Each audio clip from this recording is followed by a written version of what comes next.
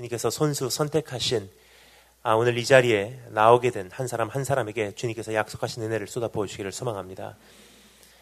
오늘 목사부터 어린아이에게 이르기까지 단 한 사람도 공로 없사오니 예수 그리스도의 보혈로만 덮어주시고 주 성령께서 우리에게 다시 한번 우리 기름 부으시고 말씀해 주시는 시간 되기를 소망하고 지금부터 시간을 주님 손에 이탁하오며 살아계신 주 예수 그리스도의 이름으로 기도합니다. 성경에 보면요, 두 가지 큰 부르심이 있는 것을 보게 됩니다. 그것은 무엇이냐면요, 깨어나라 그리고 깨어 있으라, 일어나라 일어나 있으라는 거예요. 그런데 우리가 최근에 지난 몇 년 동안 굉장히 깨어나라, 잠자는 자여 일어나라 하는 메시지를 많이 접했다고 생각을 합니다. 징조에 대한 메시지로 하나님께서는 온 세계를 흔드셨고요. 지금 온 세계에 우리가 상상치도 못했던 어떠한 기근과 혹은 그 경제 위기 또는 어떠한 자연 재해로 인해 하나님께서 잠자는 자들, 잠자는 교회를 깨웠다고 생각을 합니다. 하지만 중요한 것은요, 성경에는 균형을 우리에게 요구한다는 것을 우리가 기억하기 원합니다. 그것은 무엇이냐면 깨어나는 것으로 끝나지 않는다는 것입니다. 잠자는 자가 일어나는 것으로 우리의 구원이 완성되지 않는다는 것입니다. 정말 지금 이 시대에 하나님께서 원하시는 것, 이제 우리가 하반기에 들어서서 우리에게 주시고 계신 그 부르심 무엇이냐면요, 이제 깨어 있으라, stay awake, 일어나라 정도의 차원이 아니라 wake up, 일어나라는 차원이 아니라 stay awake, 깨어 있으라라고 우리에게 당부하시는 주님의 음성에 우리 함께 귀를 기울여 보도록 하겠습니다. 깨어 있으라라고 부르시는 그 주님의 음성, 대표적인 말씀은 오늘 이 말씀이 아닌가 생각이 됩니다. 우리가 보통 깨어있는 성도, 깨어있는 교회, 깨어있는 어떠한 신앙인 그림은 우리가 가지고 있는 보통 생각은 마지막 시대의 정보를 많이 알고 있는 교회, 혹은 이스라엘을 위해서 운동하고 있는 어떠한 집단, 혹은 특별한 어떠한 성령 운동의 은사 위주의 어떠한 집회 현장에 익숙한 교인이라고 생각을 합니다. 하지만 오늘 깨어있는 성도에 대해서, 깨어있는 교회에 대해서 주님께서 오늘 에베소 5장 말씀을 통해서 그림을 그려주시는데요, 우리가 알고 있는 그림과는 너무나 동떨어진 것을 보게 됩니다. 오늘 정말로 깨어있는 성도, 깨어있는 교회의 모습은 어떤 모습인지 우리가 좀 더 본질적으로 들어가서 이 5가지를 우리가 한번 살펴보도록 하겠습니다. 첫 번째, 사랑 안에서 행하는 것. 두 번째, 거룩함 속에 행하는 것. 세 번째, 빛 가운데로 행하는 것. 네 번째, 분별력을 통하여 행하는 것. 그리고 마지막 5번째, 성령 충만으로 행하는 것. 이제 정말로 깨어있는 교회로서 주님 앞에 온전히 행하기 위해 우리가 어떻게 행해야 하나 5가지 우리가 살펴보도록 하겠습니다. 그럼 첫 번째, 따라해 주셔서 감사하겠습니다. 사랑 안에서 행하는 것. 우리가 지금 읽은 본문 말씀을요, 다니엘 김 목사의 어떠한 말씀이 아니라 주님 말씀이 정말로 그렇게 오늘 말씀하고 있는 것을 우리가 한번 들어보기 위해서 직접 읽어보도록 하겠습니다. 1절, 2절 말씀 다 같이 사랑 안에서 행하라 우리에게 요구하신 주님의 음성 함께 읽도록 하겠습니다. 1절, 2절 시작.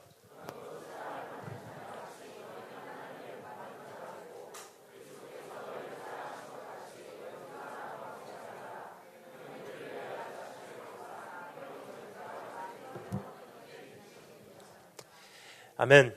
여러분, 사랑이라고 하면요, 우리가 보통 생각할 때 굉장히 많이 익숙하고 따라서 막연한, 어떻게 보면 좀 우리에게는 이렇게 좀 너무나 많이 접했기 때문에 무감각해진 단어가 아닌가 생각이 됩니다. 교회는 사랑의 공동체라는 사실을 우리가 너무나 잘 알고 있고요. 그리고 성도로서 사랑이 당연하다는 것을 우리가 너무나 잘 알고 있습니다.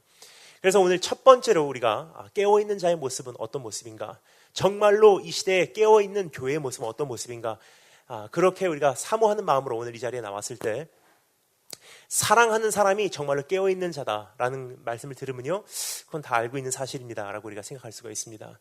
하지만 중요한 것은 그 사랑이 어떠한 사랑인지, 어떠한 막연한 사랑도 아니고 어떤 맹목적인 사랑이 아니라 구체적으로 우리에게 사랑에 대한 이야기를 하는 것을 우리가 한번 들어보기를 원합니다. 진짜 사랑을 하기 위한 3가지 필수 상식이 있음을 오늘 이 말씀을 통해서 우리가 정리를 하기를 원합니다. 첫 번째는요, 한번 따라해 주시면 감사하겠습니다. 사랑의 원천은 사랑입니다. 사랑에 대한 필수 상식 첫 번째, 사랑의 원천은 사랑이라는 사실입니다. 1절 전반에 이렇게 기록되어 있죠.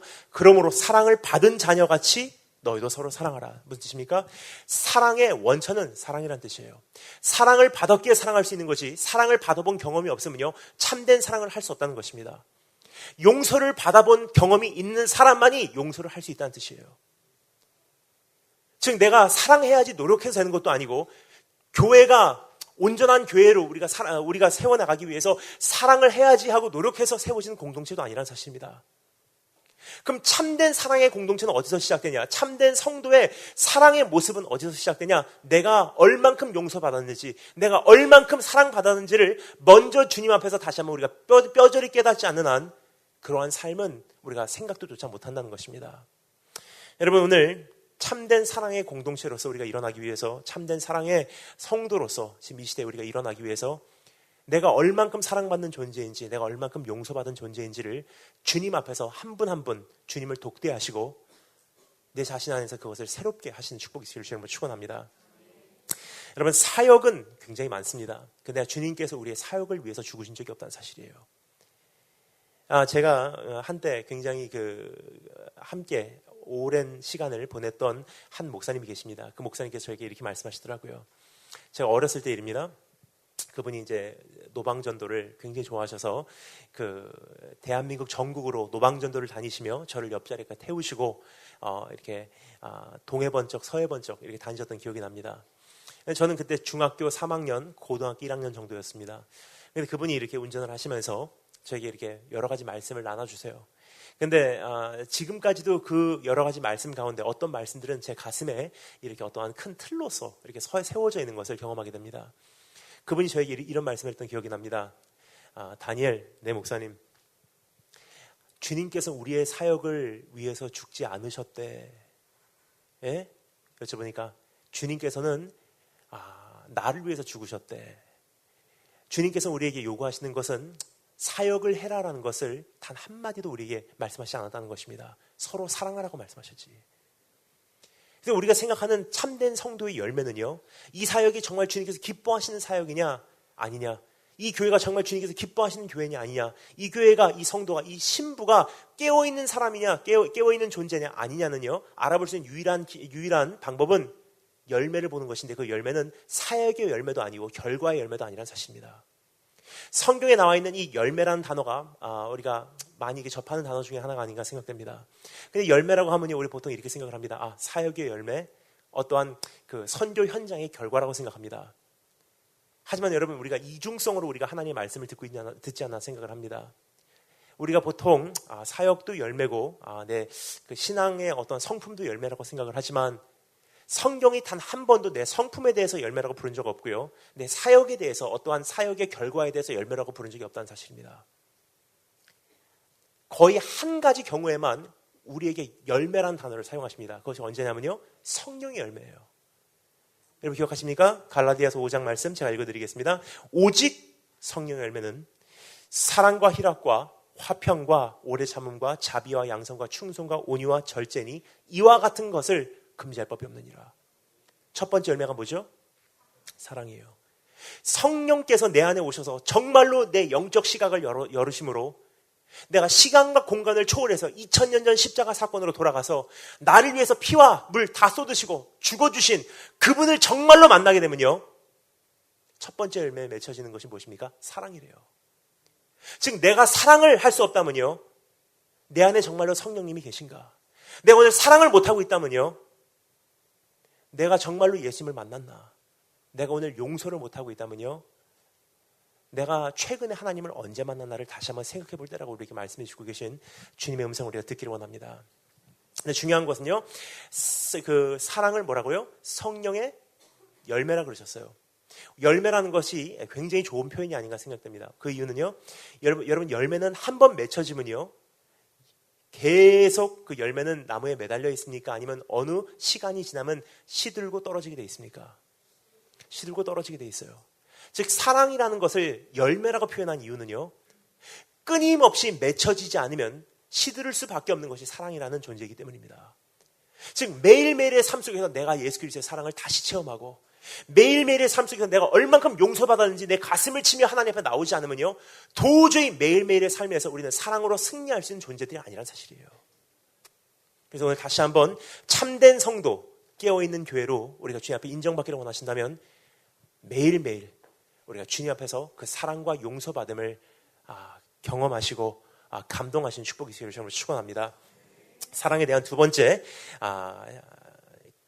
우리가 필수 상식입니다. 따라주시면 감사하겠습니다. 사랑의 본보기는 그리스도입니다.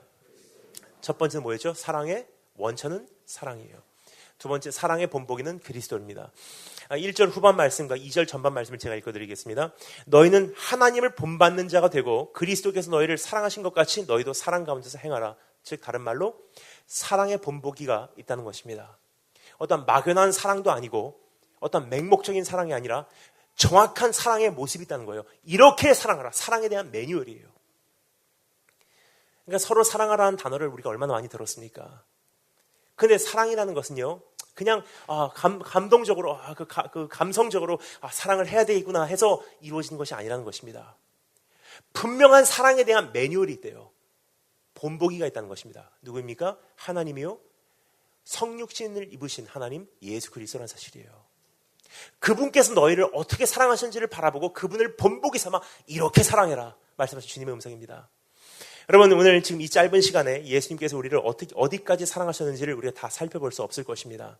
하지만 내가 정말로 그러한 사랑을 하고 있는지, 예수 그리스도의 사랑을 내가 본받고 있는지, 아니면 어떤 이 시대가 안겨준 사랑이라는 어떤 레플리카, 사랑의 짝퉁만 가지고 내가 사랑을 하고 있는 존재라고 내가 착각을 하고 있는지 한번 우리가 그 잣대로 한번 내 자신을 비춰보시는 시간이 되기를 원합니다. 제가 한 가지 예만 들게요.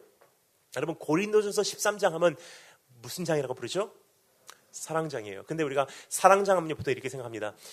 결혼식 때 신랑과 신부에게 주는 하나님의 그 사랑에 대한 이야기라고 생각을 합니다. 하지만 중요한 것은요, 성경이 누구를 위해서 쓰여진 책입니까? 중요한 질문입니다. 성경은 나를 위해서 쓰여진 책입니까? 예수 그리스도를 위해서 쓰여진 책입니까? 이 중요한 질문이에요. 여러분, 성경을 복음이라고 하죠. 근데 성경이요, 만약에 나를 위해서 쓰여진 책이라는 것을 결론으로, 그것을 전제로 우리가 시작을 하면요, 이건 더 이상 복음, 좋은 소식이 아닙니다. bad news, 나쁜 소식이에요. 왜 그렇습니까? 성경에 나와 있는 모든 율법과 여기에 지키지 않으면 안 되는 모든 법칙이요, 내가 지켜야 될 법칙과 율법이에요. 누가 지키겠습니까? 성경이 만일 나를 위해서 쓰여진 책이라는 결론으로 우리가 오늘 신앙생활을 한다면요, 율법을 못 지키는 자들에게 내려지는 모든 재앙과 저주는요, 내가 받을 재앙과 저주예요. 성경이 나와 있는 수도 없이 많은 그 율법을 지킨 자들에게 해당되는 축복은요, 그림의 떡입니다. 어차피 못 지키니까. 근데 그 결박을 풀어주시기 위해서 예수님께서 오셔서 뭐라고 말씀하십니까? 모든 성경은, 선지자들의 글과 모든 율법과 모든 시편은 나를 위해서 쓰여진 책이다. 예수님 자신께서 말씀하세요. 나를 증거하기 위해서 쓰여진 책이야. 즉 성경에 나와 있는 모든 율법은요, 예수님께서 내가 아무리 노력해도 그 율법을 못 살아내기에 주님께서 어떻게 지켜서 살아내시려는지 잘 봐 하시면서 우리를 위해서 보여주신 하나님께서 예수 그리스도를 증거하기 위해서 쓰여진 책이고요, 여기 나와 있는 모든 저주는요, 내가 받지 않으면 안 되는 저주지만 예수님께서 나 대신 어떻게 그러한 저주를 받아주시는지 보여주시기 위해서 쓰여진 책이고요, 여기 나와 있는 모든 축복은요, 나는 받을 대상이 되지 않지만 예수 안에 있는 내가 새 피조물로서 그분 때문에 내가 어떠한 축복의 대상이 되었는지를 우리에게 증거해 주기 위해서 쓰여진 책이 바로 성경이에요. 자, 그렇다면요, 고린도전서 13장 말씀이요, 13장 말씀이 신랑이 신부를 이렇게 사랑하고 신부가 신랑을 이렇게 사랑하라고 쓰여진 책일까요? 아니면 예수님께서 나를 어떻게 사랑하셨는지를 증거하기 위해서 쓰여진 것이 고린도전서 13장일까요? 예수님께서 나를 어떻게 사랑하셨는지를 보여주기 위해서 쓰여진 것이 고린도전서 13장이에요. 그 사랑을 경험하고 나니까 사랑의 원천은 사랑이기에 그 사랑에 이 수로가 깔려있기 어떻게 해요? 그 사랑 때문에 신랑은 신부를 사랑할 수 있고 신부는 신랑을 사랑할 수 있다는 뜻이에요. 그럼 여러분, 한 가지 예를 들겠습니다. 고린도전서 13장 말씀, 주님께서 나를 어떻게 사랑하셨는지 제가 읽어드릴게요. 한번 우리 예수님께서 나를 어떻게 사랑하셨는지를 한번 기억하시면서 잘 들으시면 감사하겠습니다. 근데 우리말로서 고린도전서 13장 말씀 여러분 잘 아시지만 번역이 좀 잘못된 것 같습니다. 그래서 제가 읽어드리고요, 중간중간 다니엘 버전, 다니엘 김 번역으로 제가 새 번역으로 좀 읽어드리도록 하겠습니다. 사랑은 오래 참고, 바로 이것입니다. 여러분, 예수님은 오래 참으셨고 사랑은 오래 참고 사랑은 온유하며 라고 되어 있는데 좀 번역이 틀렸습니다. 사랑은 친절하며 시기하지 아니하며 사랑은 자랑하지 아니하며 교만하지 아니하며 무례히 행하지 아니하며 자기의 유익을 구하지 아니하며 라고 되어 있는데 번역은 자기의 유익을 주장하지 아니하며 성내지 아니하며 악한 것을 생각지 아니하며 라고 되어 있는데 진짜 번역은요 짜증내거나 원망하지 아니하며 굉장히 구체적이에요. 사랑은 짜증내지 않는데요. 불의를 기뻐하지 아니하며 진리와 함께 기뻐하고라고 되어 있는데 진짜 번역은요 불의는 용납하지 않지만 진리로 인해 함께 기뻐하며 모든 것을 참으며 모든 것을 참으며라고 되어 있는데 진짜 번역은요 모든 것을 덮어주며 모든 것을 믿으며 모든 것을 바라며 모든 것을 견디느니라. 여러분 이것을 제가 굉장히 많은 내용이기 때문에 제가 감히 제가 짧게 요약하겠습니다. 바로 이런 뜻이 아닌가 생각이 됩니다. 사랑은 사랑하기로 끊임없이 선택하는 의지와 쉽게 되지 않는다는 거예요. 끊임없이 사랑하기로 오늘 작정합니다. 용서하기로 내가 오늘 작정하겠습니다. 사랑은 사랑하기로 끊임없이 선택하는 의지와 적극적으로 실천함으로 맺혀지는 열매요. 서로를 향한 타협 없는 엄격함과 서로를 위한 순수한 동기로 다져져가는 작품이요. 서로를 품어주고 믿어주고 서로를 위하여 희망하며 인내하는 어떠한 현실도 초월할 수 있는 능력입니다. 바로 고린도전서 13장 말씀의 내용이 아닌가 생각이 듭니다. 여기까지만 봐도요. 지금 오늘 내 모습이 좀 비춰져 보이지 않나 생각을 합니다. 예를 들어서 저는 이렇게 다니다 보면요. 중학생들을 보면 참 하나님께 감사를 해요. 굉장히 특별한 존재들이에요. 중학생들. 뭐냐? 그들 때문에 교회가 희망이 있다고 저는 생각을 합니다. 그 이유는요. 대한민국 중딩들 신천지도 포기한 존재래요. 어떻게 걷잡을 수 없는 존재입니다. 전 그래서 바알에게 무릎 꿇지 않은 7천 용사가 대한민국 중학생들이 아닌가 생각됩니다. 그냥 제가 다니다 보니까 제가 느끼는 것은요, 요즘에는 중고등부로 나누기보다, 제 느낌입니다. 중고등부로 나누기보다 이제는 고대학부로 나누는 것이 오히려 정확하지 않나 생각이 되고요. 그러면 초중등부로 나누냐? 또 그것도 안 맞더라고요. 왜냐? 초등학생들이 나쁜 영향을 받습니다. 그럼 중학생들은 어떻게 하냐? 제 생각에는요, 중학생들은 참 재밌어요. 중학생들은요, 안테나가 달려있는 느낌이 듭니다. 안 보이시죠? 저는 보여요. 딱 강단에 올라가면서부터 중학생들은요, 6번째 감각이 있는 것 같아요. 5감각 추가로 또 하나의 감각이 있어요. 안테나가 막 움직여요. 딱 강사가 올라가면서부터 그 안테나가 막 감지합니다. 저 강사가 만만한 강사는 아니야. 딱 올라가자마자 얘들아 우리 하나님 말씀 보자. 그래 오늘 와서 고맙다. 빨리 끝내줄게. 빨리 가서 학원 가고 하면요 아이들이 이미 핸드폰 하기 시작해요. 옆에 있는 사람 발로 칩니다. 때립니다. 눕습니다. 특별히 여자 중학생 자매들은요 손잡고 단체로 화장실 가요. 저 주님 나라 가면 꼭 물어보고 싶습니다. 주님 왜 자매들은 단체로 화장실 갑니까? 근데 벌써 강사가 딱 강단에 올라올 때부터 그 안테나가 움직이기 시작할 때 벌써 만만한 강사가 아닌 것을 보여줄 때가 있어요. 저 같으면 딱 올라와서 너 조용히 해. 똑바로 앉아. 성경표 PPT 끊어주세요. 또 똑바로 앉아. 모자 벗어. 밖에 보지 마. 화장실 통제해 주시고 물 먹지 마. 나도 안 마셔. 땀 닦지 마. 나도 안 닦고. 조용히 해. 앞으로 나와. 벽 보고 서 있어. 그러면 아이들이 가만히 설교 시작부터 끝까지 그렇게 있더라고요. 저는 그러면서 이런 생각을 합니다. 지난 7년, 8년 동안 끊임없이 중학교, 고등학생들을 만나면서 제가 경험한 것을 제가 짧게 말씀드리잖아요. 지금 중학생들에게 필요한 것은요. 오냐도 아니고 그냥 엄격함만도 아니더라고요. 지금 이 시대에 필요한 것은 중학생들이 뭐냐면요. 틀을 가리키는 거예요. 틀. 예배는 이렇게 드리는 거야. 하나님은 이렇게 섬기는 거야. 헌금은 이렇게 하는 거야. 이해가 안 가요, 지금은. 하지만 여러분, 은혜라는 바탕 속에서 은혜라는 목적을 위해서 틀을 준비하는 것이 중요하죠. 은혜를 아무리 가리키려고 해도 지금 준비가 안 된 아이들이 거의 태반이에요. 근데 은혜가 없이, 은혜라는 바탕도 없이, 은혜라는 목적도 없이 틀만 가리키면요, 기독교 안티들이 탄생합니다. 근데 정말로 은혜를 바탕으로, 은혜를 위하여 언젠가 하나님께서 네가 너를 얼만큼 사랑하시는지 네가 깨닫는 날이 올 거야. 그때를 위해서 난 통로를 준비할 뿐이다. 예배는 이렇게 들어라. 똑바로 앉아라. 또 말씀 이렇게 듣는 거다. 힘들면 교회 와서 기도해라. 기도는 저렇게 해라. 가서 30분 기도하고 와. 틀을 가르쳐주는 거더라고요. 틀이 다 준비가 되면요, 10년이 걸리든 20년이 걸리든 그 아이는 예수님 만나게 돼 있어요. 근데 지금 중학생들 보면요, 한 가지 그 아이들이 기다리고 있는 게 느껴져요. 근데 그 중학생뿐만이 아니라 고등학생도 똑같더라고요. 요즘 청소년들이요, 혼내는 거 무서워 안 합니다. 말씀 들을 때 조용히 똑바로 앉아 해도 눈 하나 깜빡 안 해요. 근데 전번에 가니까 머리를 노랗게 물들인 아이가 와서 저를 찾아와서 저에게 이야기를 합니다. 캠프에서 딱 마치고 제가 강릉에서 내려왔는데 그 아이가 저를 찾아오더니, 목사님, 우리가 솔직히 뭘 무서워하는 줄 알아요? 머리가 노랗게 물들이고 오네요. 귀골이 막 뚫고. 그래서 뭘 무서워하는데, 우리는 목사님들이나 교사 선생님들이 우리에게 소리 지르는 거 우리는 안 무서워요. 교회에서 우리 혼내는 거 우리 눈 하나 깜빡 안 해요. 근데 우리가 정말로 불안해하는 거예요. 목사님 뭔지 아세요? 뭔데? 목사님과 교사 선생님들이 아는 정답을 알면서도, 진리를 아시면서도, 우리가 나가야 하는 그 방향을 아시면서도 불구하고 우리가 귀찮아서 올바른 길로 우리를 인도해 주지 못하실까 봐 우린 두렵습니다. 전 너무 마음이 아프더라고요. 왜냐면요, 진짜 지금 이 시대에, 아까 조금 전에 말씀드렸죠, 사랑은 어떻게 해요? 엄격하지만 진리와 함께 기뻐할 수 있는 거래요. 오냐가 아니래요. 똑바로 앉아. 제발 좀 똑바로 앉아. 네가 잘못하면 나는 가차없이 내려칠 거야. 네가 잘못하면 내가 끝까지 너를 추적할 거야.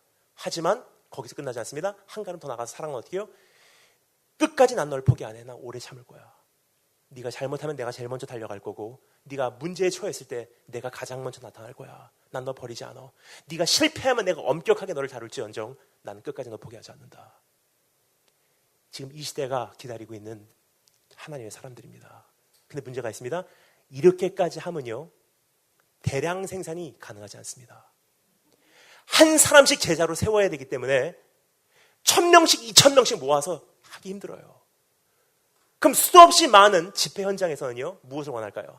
한 사람씩 교사 선생님들이 붙들고 씨름하는 것을 원할까요? 아니면 2000명 모인 집회에서 그냥 아이들의 감정만 자극해서 내가 예수님 믿은 줄 알고 은혜 받은 줄 알고 착각시켜서 돌려보는 게 쉬울까요? 지금 다음 시대가 죽어간다는 것은요, 사랑에 대한 어떠한 베이스 자체를 우리가 잘못 이해했기 때문이에요. 지금 아이들 보면요, 굉장히 안타까운 것이 있습니다. 그것은 무엇이냐면요, 그 PPT의 말씀을 어차피 띄워주고요, 그리고 이미 아이들이 올 때 그냥 말씀 듣기 싫어서 억지로 오는 것을 보다 보니까 강사님들조차도 성경 말씀 없이 말씀합니다. 그냥 성경 한 구절 읽고, 야, 그냥 우리 이 말씀에 대해서 내가 얘기할게. 내 생각에는 하나님께서 이런 말씀을 하시는 것 같아. 3가지 포인트. 감사해라, 열심히 살아라, 착하게 살아라. 그래. 그 연예인은 이렇게 했어. 그 연예인은 이렇게 해서 성공했어. 너도 꿈을 가져, 비전을 가져. 그럼 하나님께서 너를 위대하게 쓰실 거야. 실컷 1시간 반 동안 그 얘기하고요, 동영상 하나 보여주고 자극적인 찬송 하나요. 막 찬송해서 감동받습니다. 감정이 좀 이렇게 격해졌을 때 탈북자 동영상 하나 보여줘요. 그러면은 양심이 화인 맞지 않은 이상 탈북자 동영상 보지 않고 감동 안 된 사람 없습니다. 실컷 그거 보고 나니까 아이들이 마음이 힘들어졌을 때 우리 다 같이 기도하겠습니다. 주야 하면 아이들이 꺽꺽꺽 넘어가요. 그리고 예수님 만났대요. 그러니까 아이들이 어떻게 되죠? 다음에 교회 올 때는 아예 성경책 집에다 놓고 옵니다. 핸드폰으로 보거나 말라기가 어디 있는지, 마태복음이 어딘지도 몰라요. 그럼 어떻게 되죠? 강사님들은 또 힘드니까 또 아이들이 눈높이를 낮춰줘요. 그럼 아이들은 어떻게 하죠? 더 눈높이를 더 낮춥니다. 그럼 강사님들은 내년 여름에는 더 낮춰요. 그럼 여러분, 이거 장기간으로 볼 때, 큰 그림으로 볼 때 어떻게 되죠? 가면 갈수록 우리 청소년들의 말씀을 향한, 하나님을 향한 눈높이는요, 계속 저질화돼 가고 있다는 사실이에요. 심각한 문제입니다. 그럼 누군가는요, 이것을 역류하기 시작해야 돼요. 그럼 참된 사랑의 사람들은 어떤 사람들이냐? 굉장히 이제는 내가 너하고 씨름해야 되는 문제가 나에겐 솔직히 부담이 돼. 하지만 네가 잘못하면 난 너를 끝까지 지적할 거야. 하지만 난 너 포기하잖아. 내가 너를 사랑한다. 사실 여러분, 이것이 우리에게 새로운 언어가 아니에요. 여기 좀 연세가 있으신 분들, 오래전부터 모태신앙으로 어렸을 때 주일학교부터 다녔었던 분들은요, 그 사랑을 이미 체험하신 분들이세요. 20년 전, 30년 전에만 해도요, 우리 주일학교 선생님들 그러셨어요. 최근은 어떻습니까? 나 자체도 교회 생활 안 하는 분들이, 나 자체도 하나님을 두려워하지 않는 분들이 교사 선생님 맞다 보니까 아이들이 죽어가는 것은 정해진 사실이에요. 그래서 주님께서 말씀하십니다. 나를 본받아서 사랑을 해라. 사랑은 그냥 막연하고 어떤 맹목적인 것이 아니라 매뉴얼이 있지 않냐. 내가 사랑을 어떻게 했는지를 한번 네가 제대로 봐라. 그리고 그것을 원천 삼아 네가 이제 사랑하는 존재로서 이 시대를 변화시켜 나가기를 원한다. 세 번째, 따라서 감사하겠습니다. 사랑의 방법은 희생입니다. 첫 번째, 사랑의 원천은 사랑이고요. 두 번째, 사랑의 본보기는 그리스도이고요. 세 번째, 사랑의 방법은 희생이래요. 예수님께서 우리를 사랑하신 여러 가지 방법 중에서 가장 두드러지는 방법이 하나 있습니다. 뭐죠? 희생이에요. 오늘 이 말씀에 이렇게 기록하고 있습니다. 2절 후반에 그는 우리를 위하여 자기 자신을 이르사 아니에요. 이른 것은요, 자기의 의도가, 자기의 어떤 의지가 담겨져 있지 않습니다. 그 예수님께서 어떻게 하셨다고요? 자기를 버리사. 내가 취할 수도 있고 내려놓을 수 있지만 나는 너 때문에 내려놓기로 작정하겠다. 자기 자신을 버리사 향기로운 제물과 희생 제물로 하나님께 드리셨느니라. 무슨 뜻입니까? 나를 어디까지 사랑하셨는지, 주님께서 나를 위해서 어디까지 희생하셨는지를 보면요, 내가 어떠한 희생이 내가 사랑하기 위해서 지금 이 시대에 정말 사랑하는 성도로서, 사랑하는 공동체로서 어떠한 희생이 나에게 요구되는지가 이제 보여지기 시작해요. 여러분, 지난번에 제가 그 마가의 다락방 기도원에서 말씀을 나누면서 이런 말씀을 드린 적이 있습니다. 막 그 다니면요, 굉장히 많은 어머님들이 저를 이렇게 찾아보세요. 근데 저는 이미 그분들이 저에게 찾아오실 때 거의 이제 감을 잡습니다. 저에게 이게 안테나가 있는 것 같아요. 왜냐? 거의 90% 이상의 상담 내용을 이미 저는 알기 때문입니다. 어떤 내용이냐면요, 목사님, 상담이 있습니다. 네, 말씀하세요. 우리 아이가 중학생 때, 초등학생 때, 고등학생 때 정말로 엄마 따라서 열심히 교회 다녔어요. 중학교 때는 정말 목사가 된다 그랬고요. 고등학생 때는 교회에서 찬양 인도도 했고요. 고등학교 여름에는 단기 선교행도 갔다 왔고요. 중고등부 무슨 회장도 했고요. 나중에 목사가 되는 게 꿈이었고요. 찬양 사역자 되는 게 꿈이었어요. 근데 요즘에 대학을 가서 혹은 군대를 다녀와서 혹은 취업한 다음에 이제 교회를 나가지 않아요. 목사님 어떻게 할까요? 여러분, 그런 상담이요, 거의 90% 이상이에요. 저는 그분들께 뭐라고 말씀드린 줄 아십니까? 그냥 기도할게요. 그거밖에 말 못하거든요, 사실. 진짜로 이분의 마음이 갈급한 것을 느끼면 솔직히 말씀드려요. 진짜로 그분들에게 말씀드리길 원하는 것은 바로 이것입니다. 그 자녀는 안 돌아옵니다. 어렸을 때부터 믿음 생활을 했건만 대학을 가면서 군대를 다녀와서 취업을 하면서 주님을 떠났다는 것은요, 의도적인 선택이에요. 그것은 빙산의 일각이지 어떤 하루아침에 일어난 일이 아니란 사실이에요. 어렸을 때부터 우리 아버지 장로님, 권사님, 집사님 정말 열심히 교회 다니는 것 같은데 집에 오면 이중생활하는 것을 목격하고 자랐기에 충분히 그럴 수 있었던 기회들이 많이 있었다는 사실이에요. 우리 엄마, 우리 아빠 정말로 귀한 사역하는 것 같은데 집에 와서는 나에 대해서는 하나님 앞에 이중성을 가지고 있는 것을 내가 알기에 하나님은 그런 정도의 분밖에 안 되셔. 그 결론을 이미 소유하고 있었기에 하나님으로부터 떨어져 나가는 것은요, 충분히 가능했다는 사실입니다. 그 자녀가 떨어져 나간 것은요, 이건 하루아침에 일어난 일이 아니라는 사실이에요. 따라서 돌아오는 것은 거의 불가능해요. 한 가지 방법이 있습니다. 뭐죠? 하나님께서요, 우리 부모님하고 우리 자녀하고는요, 영적 탯줄로 죽는 날까지 묶어놓으신 것 같아요. 즉, 그 어머니가 다시 내 자녀의 죽어가는 영혼을 위해서 사생결단하고 해산의 고통을 겪을 각오를 하시면요, 다시 하나님 앞에서 씨름하기 시작하면 그 자녀는 돌아올 수 있습니다. 근데 문제가 있습니다. 제가 만나본 거의 많은 부모님들, 거의 대다수가 고민은 할지언정 사생결단하고 하나님 앞에서 씨름하며 해산의 고통을 겪을 만한 사람들 이제까지 못 만나봤습니다. 그러면 자녀가 죽는 것은요, 내 자녀의 책임 정도의 차원이 아니라 내 책임이 가장 크다는 사실입니다. 여러분, 그렇다면요, 주님께서 어떻게 사랑하고요? 한 사람의 생명을 탄생시키기 위해서 자기 자신이 죽어버린 거예요. 내 자녀, 내 사랑, 내 아들, 내 딸 정도로 사랑이 이루어지지 않는다는 사실이에요. 정말로 사랑하기를 원하면 죽어라. 한 사람이 땅에 떨어져 죽지 않으면 하나를 그대로 있고 하나의 밀이 땅에 떨어져 죽으면 많은 열매를 맺느니라. 태초에 하나님께서 정해놓으신 이 세상의 공식입니다.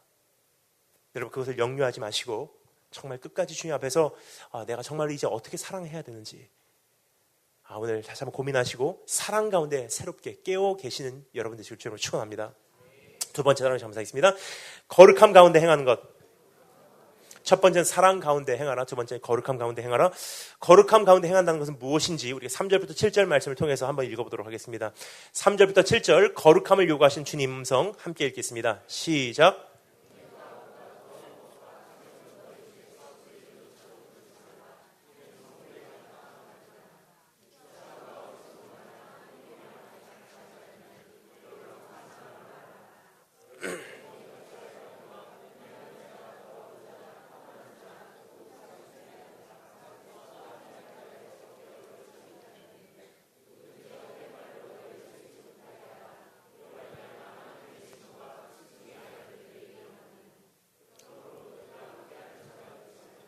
아멘.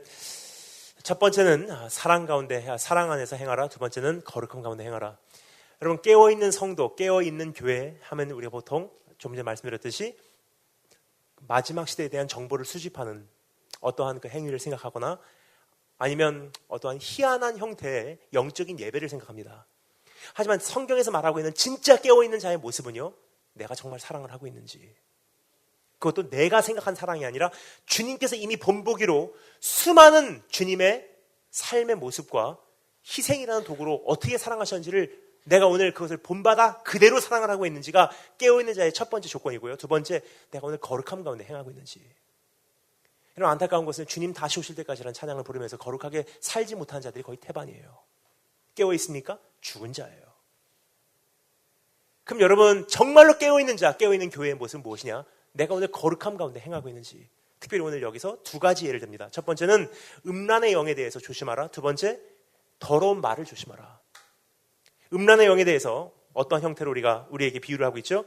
음행과 더러움과 탐욕함이래요. 근데 그것은 뭐라고요? 이름도 조차 부르지 말라. 이것은 성도의 마땅한 말이라. 두 번째, 더러운 말. 형태적으로 어떤 형태가 있죠? 누추함, 더러운 말, 어리석은 말, 희롱하는 말, 헛된 말, 필요 없는 말들. 이것을 어떻게 해요? 오히려 감사하는 말로 그것을 교체해서 내 자신을 채워내래요. 여러분 저는 이 말씀을 읽으면서 이런 생각을 합니다. 왜 이 두 가지 이유를 들었을까 생각합니다. 예를 들어서 살인하지 말아라. 정말로 깨어있는 교회가 되고 싶냐? 그러면 정말로 간음하지 말아라. 살인하지 말아라. 충분히 그런 이야기를 하실 수 있었음에도 불구하고 왜 이 두 가지 음란의 영, 더러운 말, 왜 이 두 가지를 거룩함의 비유를 삼으셨을까 하는 생각을 합니다. 그럼 몇 가지 이유가 있지만 제가 이 시간 짧게 세 가지만 말씀드리도록 하겠습니다. 첫 번째는요, 매일매일의 삶에서 끊임없이 모든 사람이 부딪히는, 처음에는 사소하게만 보이지만 나중에는 내 영혼을 완전히 파괴시킬 수 있는 두 가지 요소이기 때문입니다. 예를 들어서 아침에 눈을 뜰 때 내가 오늘 살인을 해야지 그렇게 생각을 하면서 눈 뜬 사람은 없습니다. 아침에 눈을 뜨면서 죽여야지 오늘. 없습니다, 그런 사람. 그렇게 하면 이제 자수하시기 바랍니다. 근데 아침에 눈을 뜨면서 우리는 어떻게 해요? 거의 음란한 생각, 탐욕하는 마음, 더러운 말은요, 일상생활이에요. 별로 그렇게 대단하게 생각 안 합니다. 사소하게 생각하는 거예요. 그러니까 우리는 무방비 상태로 그것을 시작을 하지만 그 사이에 어떻게 되죠? 내 영혼은 조금씩 파괴되어 가고 있고 하나님께 멀어져 가고 있다는 사실입니다. 그래서 사도 바울은 우리에게 뭐라고 말합니까? 이 두 가지 아무것도 아닌 것 같이 보이지만 네 안에서 장성하게 돼 있어. 그 죄는 죄로 들어갔다가 깨끗하게 나오는 사람 없다. 반드시 죄는 그 대가를 지불하게 될 것이다. 사소하게 보이는 이 두 가지 아예 그 새싹부터 끊어버려라. 두 번째, 왜 그렇게 두 가지 이유를 들었을까? 그것은요, 하나님께 집중하는 힘과 시간과 관심을 탈취해가는 역할을 하기 때문입니다. 따라서 내가 깨달았을 때는요, 이미 나와 하나님은요, 타인 관계예요. 너무나 사소하게 보이니까 처음에는 그냥 아무것도 아니겠지 하고 넘어가요. 근데 여러분 결국 하나님을 사랑한다는 것은요, 마음을 다하고 무슨 뜻입니까? 100%, 성품을 다하고 100%, 힘을 다해서 100%예요. 여호와를 사랑하라. 즉 거기에 미달되면요, 사랑하는 능력이 내 안에 없다는 뜻이에요. 24시간 하나님의 생각을 함으로 네가 사랑할 수 있는 능력을 소유하게 될 것이다. 하지만 거기서 손해가 난 로스 타임, 하나님의 생각을 하지 않는 시간만큼 넌 영성이 떨어지게 돼 있어. 요구하시는 정도의 차원이 아니라 어떻게 사랑하는지를 우리에게 가르쳐주는 방법론이었어요. 마음을 다해서 사랑해야지 사랑할 수 있어. 그게 아니면 진짜 사랑은 아니야. 여러분, 근데 우리가 음란한 생각하면서 하나님 생각하시는 분 봤습니까? 음란한 생각하면서 하나님 감사합니다. 탐욕을 가지고 세상을 살아가면서 하나님께 감사한 사람 많이 없습니다. 왜 난 이것이 나에겐 이게 있는데 저 사람은 저게 있고, 왜 나에겐 하나님께 저걸 안 주셨는지. 더러운 말을 하면서 하나님께 영광 돌리는 사람도 많이 없습니다. 아예 없습니다. 그렇죠? 즉 내가 아무것도 아니게 여기는 이 음란한 것들, 탐욕하는 것들, 그리고 사소하게 여기는 그러한 더러운 말이라 할지라도 그거 하고 있는 사이에서는 하나님과 나하고 로스 타임이 시작된다는 사실이에요. 하나님과 단절된 시간으로 내가 오늘 하루를 어떻게 보냈는지.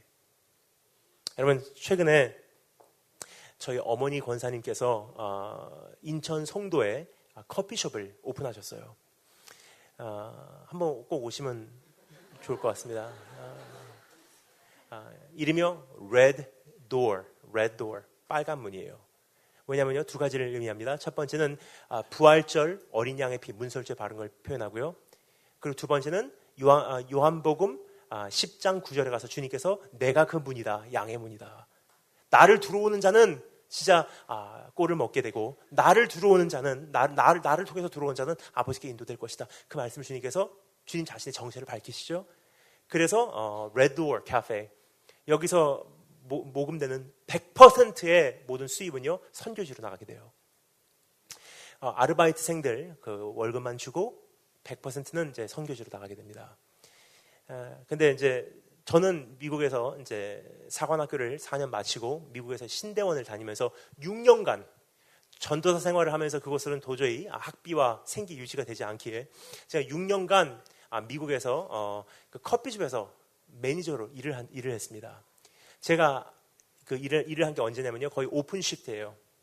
아침 시간입니다. 그래서 아침에 새벽 50분에 제가 일어나요. 새벽 3시 50분에 일어나서 먼저 이제 준비하고 커피숍에 갑니다. 그럼 사람이 아무도 없어요. 4시 45분에 제 커피를 끓이면서 다 이제 빵도 내놓고 베이글도 내놓고 스콘도 내놓고 다 준비를 해요. 그러면 이제 5시 반까지 준비를 하고 5시 반에 첫 번째 끓인 커피 한 잔을 마시면서 아침에 큐티를 합니다. 그리고 6시 딱 정각에 가게 문을 열어요. 그럼 6시부터 쫙 밖에까지 줄을 서서 출근하는 사람들 커피를 이렇게 합니다. 12시까지 일해요. 그래서 12시에 퇴근하자마자 돌아와서 점심 먹고 수업 들어갑니다. 수업 들어가면 오후 한 4시, 5시면 끝나요. 나오면 2시간 운동해요. 그럼 나오자마자 저녁 먹어요. 저녁 먹고 밤 7시, 8시 되면 다시 커피숍으로 가서 커피숍에서 책 읽다가 밤 11시면 돌아와서 씻고 자면 12시예요. 그럼 새벽 3시 50분에 다시 시작돼요. 월, 화, 수, 목 하고 금요일 날은 금, 토, 일 교회 사역이에요.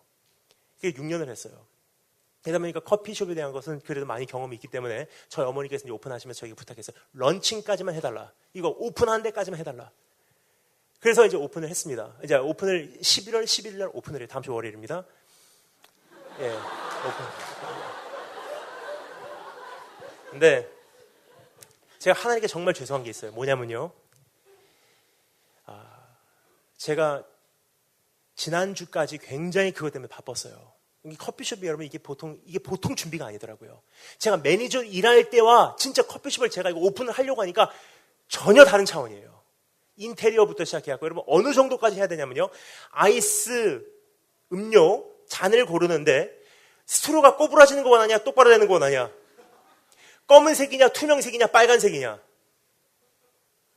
그 컵의 두께는 어느 정도고 높이는 어느 정도고 11아운스냐, 12아운스냐, 13아운스냐, 14아운스냐, 15아운스냐, 그거부터 시작해서요, 테이블의 높이는 이게 몇 센치냐, 스포트라이트냐, 할로겐이냐, LED냐, 굉장히 복잡하더라고요. 그걸로 인해서 이제는 제가 좀 많이 경험이 생겼기 때문에 프랜차이즈는 제가 쉽게 낼 수 있을 것 같습니다. 근데 그렇게 하다 보니까 하나님이 제가 어느 날 갑자기 깜짝 놀랐어요. 사업을 생각하다 보니까 어떻게 하면 이 가게, 주님을 위해서 물론 합니다. 하지만 하다 보니까 지난주에 제가 막상 설교를 하려고 하잖아요. 어색한 거예요, 설교가.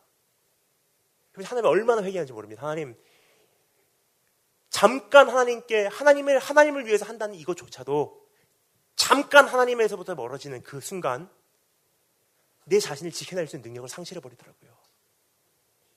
그러면 정말로 깨어있는 성도는요, 사소한 것부터 지켜내는 성도입니다. 아무것도 아닌 말, 헛된 말, 그냥 쉽게 하는 농담,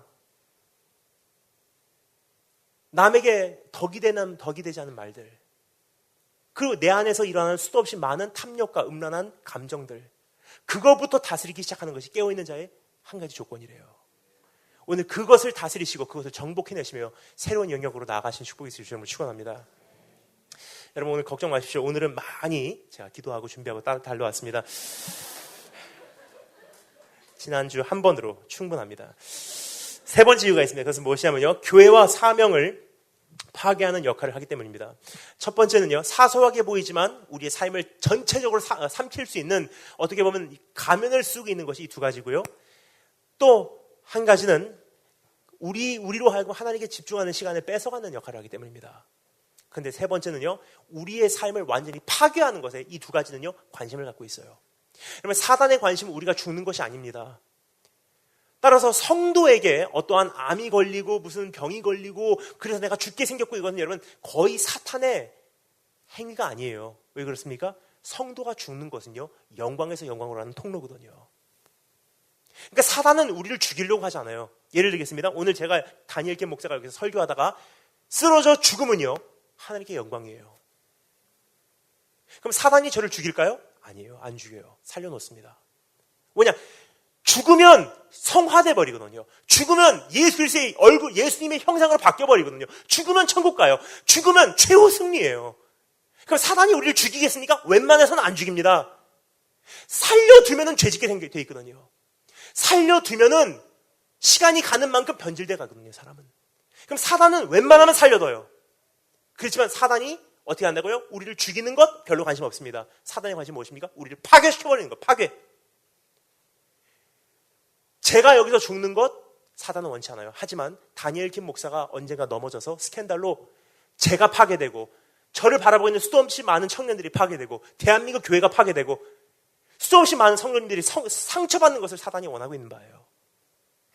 그렇다면 여러분, 정말로 지금 이 시대에 가장 큰 문제가 된 두 가지가 뭐죠? 음란한 것, 탐욕하는 것과 더러운 말이에요. 사실 여러분, 요즘 몇 년 동안을 돌아보잖아요. 교회가 세상에게 참 나쁜 이야기를 듣는 이유도 바로 이 두 가지예요. 돈 문제, 여자 문제, 그리고 말 잘못해서예요. 내 자신만이 아닙니다. 나하고 하나님의 나라하고는요, 같이 묶여 있어요. 내가 이 세상에서 어떻게 사냐에 따라서 하늘문이 열리고 닫히고 정해지는 사실입니다. 따라서 여러분, 우리가 영적 전쟁에 대해서 우리가 많이 생각하죠. 영적 전쟁. 여러분, 영적 전쟁 하면 무슨 생각하세요? 나사님 예수님은 이게 영적 전쟁이라고 생각해요. 맞습니다. 하지만 그게 다가 아니에요. 우린 어디까지나 이방인이에요. 이방인이 가지고 있는 영적 전쟁에 대한 정리하고 유대인들이 가지고 있는 영적 전쟁에 대한 정리하고는요, 하늘과 땅 차이예요. 우리가 생각하고 있는 영적 전쟁은요, 중보기도예요. 내가 어떤 사람이건 간에 마귀를 대적하면 영적 전쟁에서 승리한다고 생각합니다. 그게 아니에요. 유대인이 갖고 있는 영적 전쟁에 대한 정리가 더 정확하지 않나 생각합니다. 그럼 유대인은 어떤 정리를 갖고 있냐면요, 하나님께서는 마지막 시대에 아브라함에게 주신 축복이 성취됨으로 결국은 예수 그리스도를 통해서 하나님의 나라가 또 성취되고, 이방인과 유대인을 하나님께서 함께 회복시켜 주심으로 하나님의 나라의 이제 모든 회복이 완성된다는 사실이에요. 그렇죠? 그 구체적인 것은 이미 다 아시는 것을 제가 생각하고 더 구체적인 말씀드리지 않겠습니다. 하지만 여러분, 그렇다면요, 한 가지 예를 들어서 하나님께서 메시아를 보내실 때 누구의 씨앗을 통해서 보내신다고요? 아브라함의 씨앗, 다윗의 씨앗을 통해서 메시아를 보내신다 그랬어요. 그럼 사단은 어떻게 하죠? 영적 존재인데 이 세상의 권세 잡은 자들에게 세상을 다스릴 수 있는, 왕국을 통치할 수 있는 권세를 줘요. 사탄이. 왜냐? 이 세상의 권세를 잡은 자래요. 그러면 이 세상에 어떤 왕이 되고 이게 세워지는 것은요, 물론 하나님께서 허용을 하시지만 이 세상의 공중 권세를 잡고 있는 사단이 왕도 세우고 대통령도 세우는 거예요. 어떻게 해요? 하나님 나라하고 굉장히 연관이 있어요. 아브라함의 씨앗을 통해서, 다윗의 씨앗을 통해서, 유대인의 씨앗을 통해서 메시아가 오셔야 돼요. 근데 메시아가 오시는 것을 그냥 영적으로 해방을 놓는 정도가 차원이 아니라 사실이에요. 메시아가 오셔서는 안 되기 때문에 아브라함의 씨앗, 다윗의 씨앗, 유대인의 씨앗을 말려버려야 돼요. 어떻게 하죠? 헤롯 왕, 느부갈네살, 사담 후세인, 히틀러 다 유대인 죽이기 운동이에요. 초림 예수 막기 위해서 어떻게 했습니까? 바로가 동원됐습니다. 초림 예수 막기 위해서 어떻게 했습니까? 헤롯 왕 동원됐어요. 2살 밑에 어린아이들 다 죽여요. 예수님 메시아의 어떠한 모형과 메시아가 오시기 전에는요, 2살 밑에 어린아이들은 다 죽입니다. 왜냐? 씨앗이 말라버려야지 메시아가 못 오거든요. 그래서 주님 어떻게 했습니까? 오셨어요. 그러면 다시 오신대요. 어떻게 오신다고요?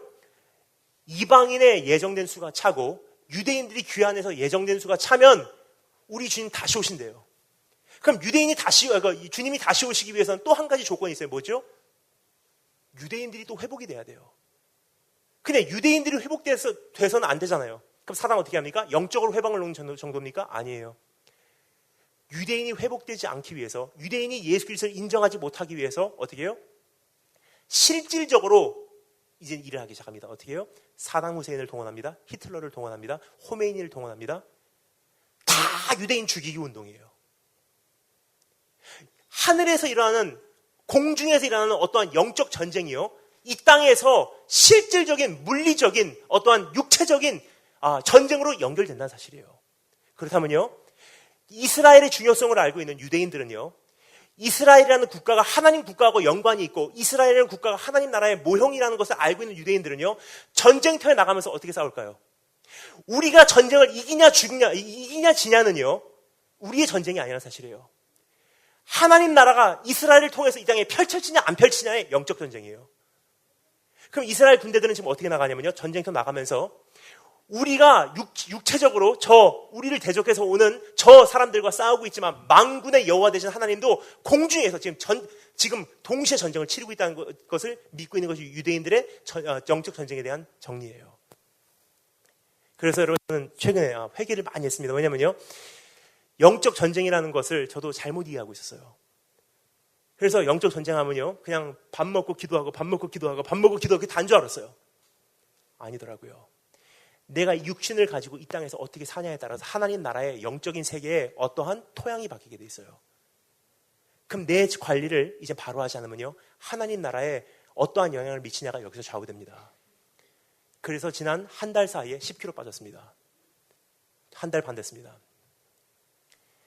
내 자신을요, 이제는 정말로 육신을 지켜내지 않으면요, 주님 나라가 파괴됩니다.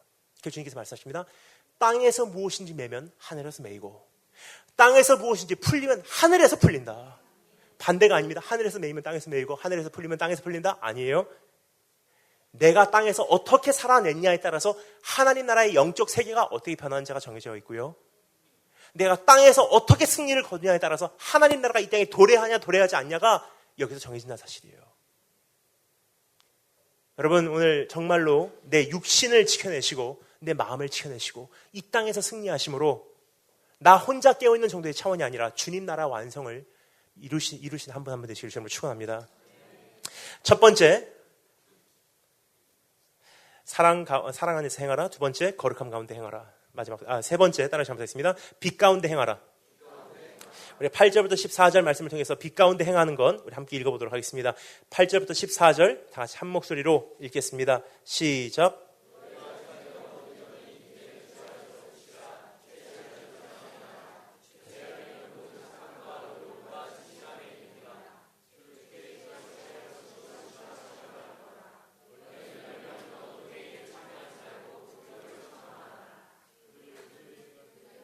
반갑습니다. 13절.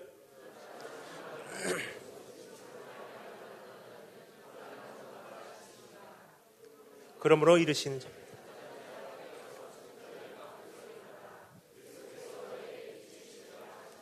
아멘. 여러분, 제가 오늘 말을 많이 빨리 하고 있습니다. 그 이유는요, 살펴볼 내용은 많이 있는데 늦은 시간에 이렇게 모여주셨는데 제가 받은 시간이 75분입니다.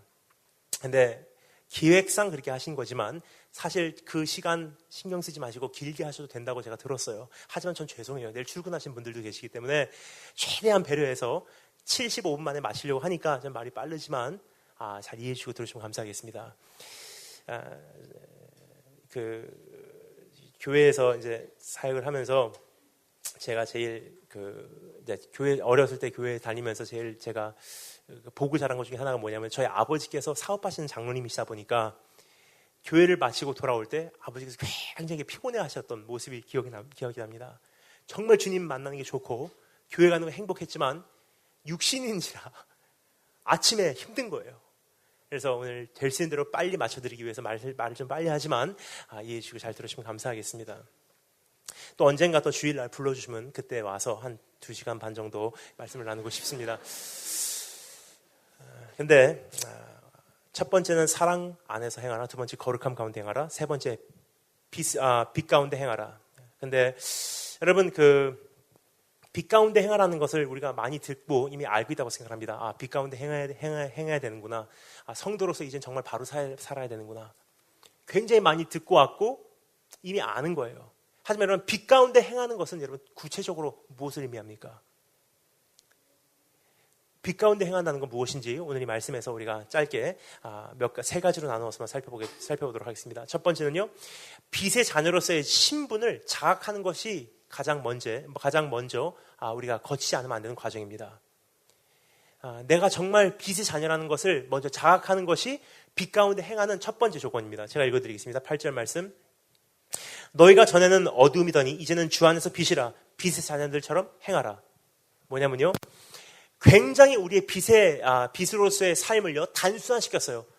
전에는 전에는 어두움, 지금은 빛의 자녀.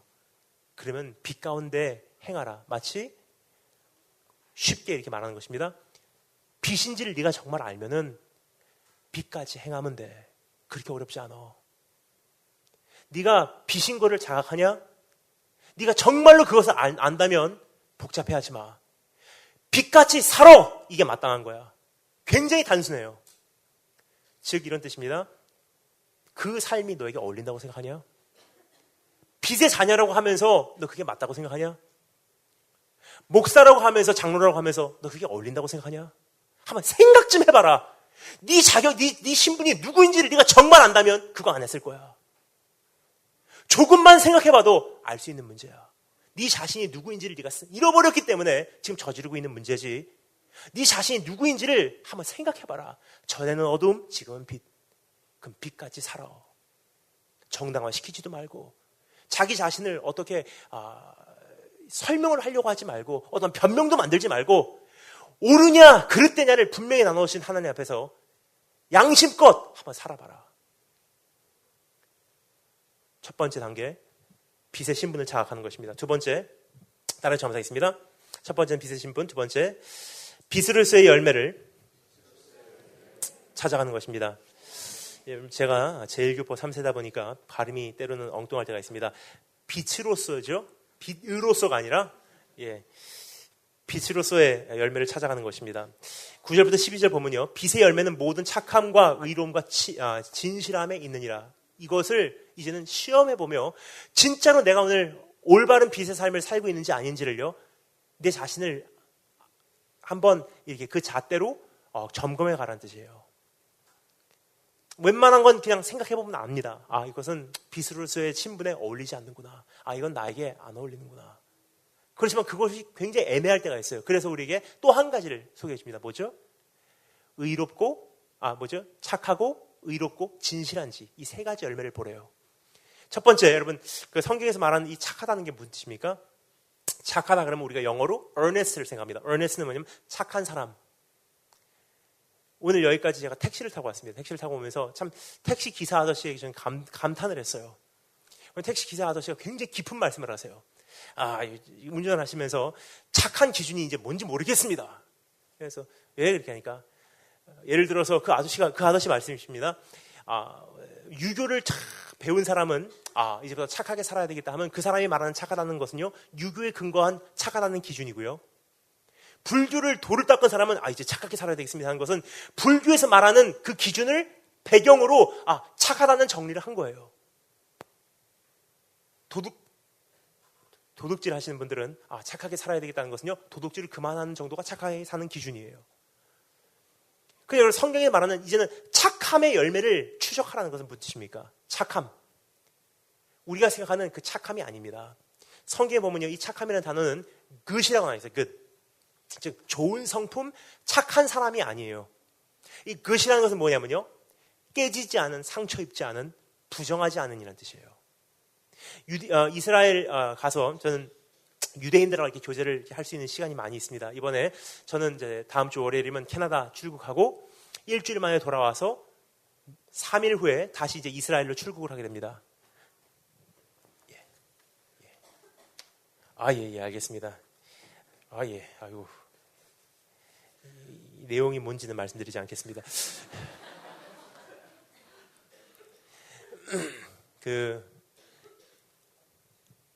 이스라엘 가서 이제 유대인들하고 이렇게 교제를 하다 보니까 굉장히 많은 것을 배우는데요. 이번 다시 이제 이스라엘로 출국을 하게 됩니다. 저희 이제 같이 사역하는 청년들 데리고 제자들을 데리고 이제 저희가 이제 두바이, 암만, 요르단이죠. 그 다음에 이스라엘 돌아오면서 베이징에서 모든 디브리핑을 하고 마무리하고 이제 다시 한국으로 돌아오게 돼요. 근데 이제 이스라엘 쪽에 가면 이제 여러 가지 성지 순례도 있고 여러 가지 얘기했지만 지금 제가 이스라엘 가면 참 귀한 하나님께서 그 어떠한 그 교제하시는 그런 분들을 허락해 주셔서 메시아인 유대인들, 예수님을 인정하고 믿고 있는 유대인 신앙인들과 이렇게 교제할 수 있는 기회가 굉장히 많습니다. 같이 이렇게 동역을 하고 계신 분들이세요. 근데 그분들과 교제를 하다 보니까 이방인인 게 굉장히 때로는 아쉽습니다. 왜냐하면 성경에 나와 있는 수도 없이 많은 이야기가 유대인인 그분들에게는 눈높이거든요. 저희들에게는 도저히 이해가 안 가는 거예요. 예를 들겠습니다. 예수님께서 병든 사람의 그 눈먼 자의 눈을 고치시는데 한 번은 침을 뱉어서 진에게다가 반죽을 해서 그 사람 눈에 바르셔서 치유해 주셨어요. 저 어렸을 때 이 말씀을 읽으면서 이렇게 생각했습니다. 참 더러운 예수님이다. 뭐 침을 뱉을 생각을 했을까? 참 거룩하지 못하다. 근데 유대인들과 교제하다 보니까 좀 깜짝 놀랐어요. 옛날에 제 할머니 기억이 납니다. 제가 감기 때문에 아프잖아요. 그 할머니께서 약국에 가서 이제 가루약을 지어오시고 물약을 지어오십니다. 그러면 그 숟가락에다가 그 가루약 타시고 물약을 부으신 다음에 저으세요. 녹여야 되니까. 그렇죠? 어떻게 하시죠? 약손이에요. 여러분, 근데 약손으로 한다고 더 약 효과가 있습니까? 아니잖아요. 그냥 미신적인 우리나라의 어떤 전통에 의한 생각이에요. 유대인들 똑같은 게 있어요. 장자의 침에는 치유하는 능력이 있다고 믿고 있습니다. 즉 예수님께서 침을 뱉어서 반죽해서 그 사람의 눈에 칠해 주셨다는 것은요, 그 사람의 병도 치유하지만 한 가지 메시지를 모든 보는 사람에게 선포하기를 원하셨다는 거예요. 바로 이런 뜻입니다. 내가 장자야. 장자라는 것은요, 축복도 불행도 대대로 이어받은 모든 것을 상속하는 자가 장자예요. 즉 너의 저주 내 거야. 이제 네가 받은 아픔 이제 내 거야. 대표적으로 주님께서 어떻게 성취하셨습니까? 십자가에 달리시기 전에 눈 가리게 하고 사람들이 때리세요. 누가 때렸는지 예언해봐라. 어떻게 됐죠? 눈먼 자와 우리 주님과의 신분을 바꿔버리신 거예요. 내가 너 대신 눈 가리게를 할게. 너는 눈을 떠라. 그렇게 하다 보면요, 굉장히 유대인들과 교제하는 것이 감사할 때가 있어요. 그 중에 하나가 이 good, 착함이라는 단어가 좀 정리가 됐어요. 그게 뭐냐면요, 우리가 생각하는 착함, 착한 열매를 추적해야 되겠다 그러면 착한 사람이 돼야 되겠다. 여러분, 누구의 기준으로 착하다는 게 뭡니까? 근데 성경에서 말하는 착함이라는 것은요, 어떤 뜻이냐면요, 여러분 이스라엘 가면요, 거의 딱 두 개로 나눠져 있어요. 나쁜 것, 좋은 것, 거룩한 것, 부정한 것, 오른쪽, 왼쪽, 성별된 것, 그렇지 않은 것, 이렇게 나눠져 있습니다. 그러니까 이스라엘 사람들은요, 굉장히 이것이 흑백 논리예요. 예를 들어서 오른쪽, 왼쪽도 굉장히 중요시 여겨요. 그러니까 장자를 축복할 때 어떻게 해요? 이렇게 합니까? 아니에요. 오른쪽에 있으면 오른손으로, 장자가 이쪽에 있으면 이렇게라도 해서 축복해 줍니다. 뭐냐? 오른쪽 왼쪽을 굉장히 중요시 여기거든요. 예를 들어서 하나님의 성전에 들어갈 때 신명기에서 어떻게 하죠? 하나님의 성전에 들어가는 제사장이 혹은 제사장의 종이 왼쪽에 장애가 있거나 왼쪽에 흉터가 있거나 왼쪽에 상처가 있으면요 성전에 들어가는 것이 허용이 됐어요.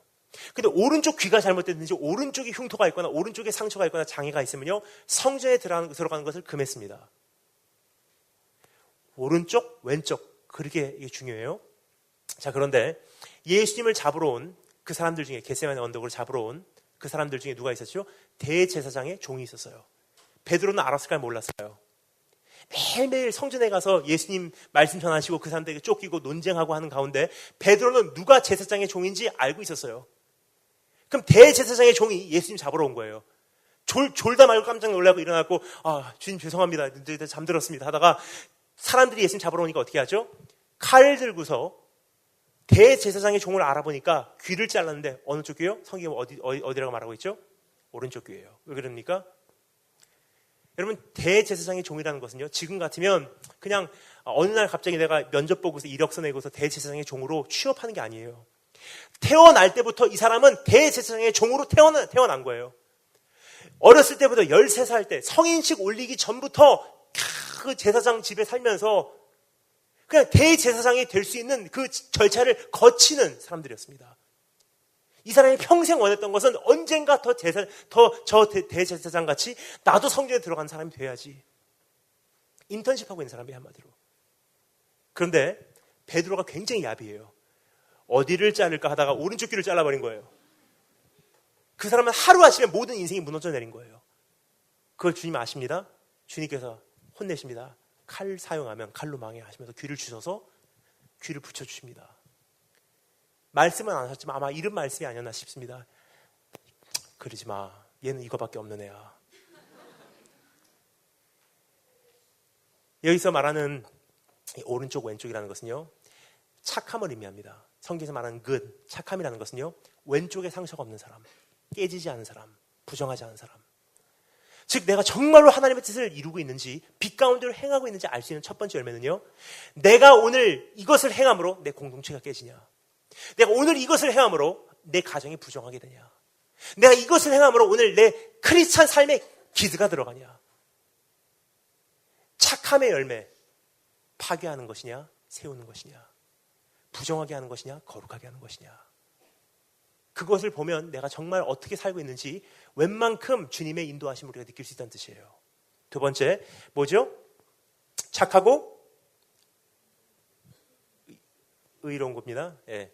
제가 만들어낸 말이 아니에요. 여러분 성경 오늘 그렇게 써있죠? 9절 말씀이 빛의 모든 열매는 착함과 의로움과. 성경에 말하는 의로움이라는 것은 무엇이냐면요. 의롭다 그러면 우리가 보통 이렇게 생각합니다. 이제 내가 의로워야지, 공의로워야지. 근데 여러분 우리가 의로움이 있습니까? 없습니까? 없습니다.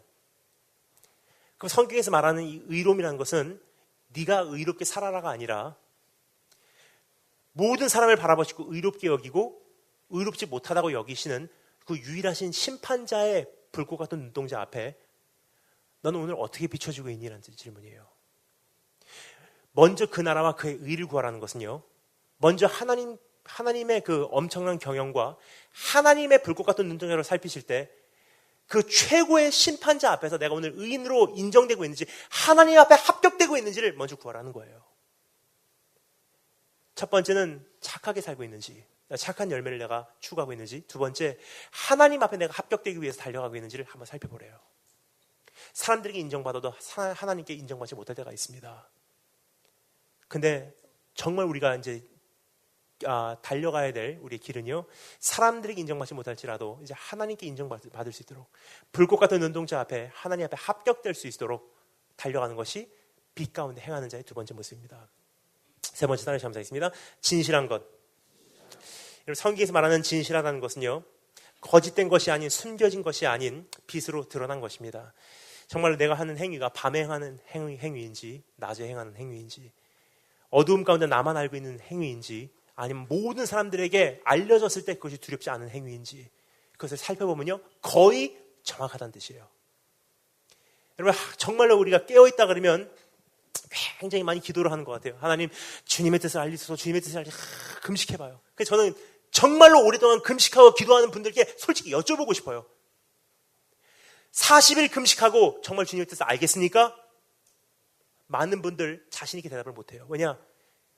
제가 경험을 해보니까 그렇게 기도하고 그렇게 금식해도요, 제가 보니까 40일 금식을 한다 한들 아직도 희미한 것이 하나님 뜻이에요. 사실 아마 주님 나라 갈 때까지 거의 95% 이상의 내 삶 속에 겪는 모든 문제는요, 주님 나라 갈 때까지 아마 해결이 되지 않을 거예요. 이해가 가지 않을 것입니다.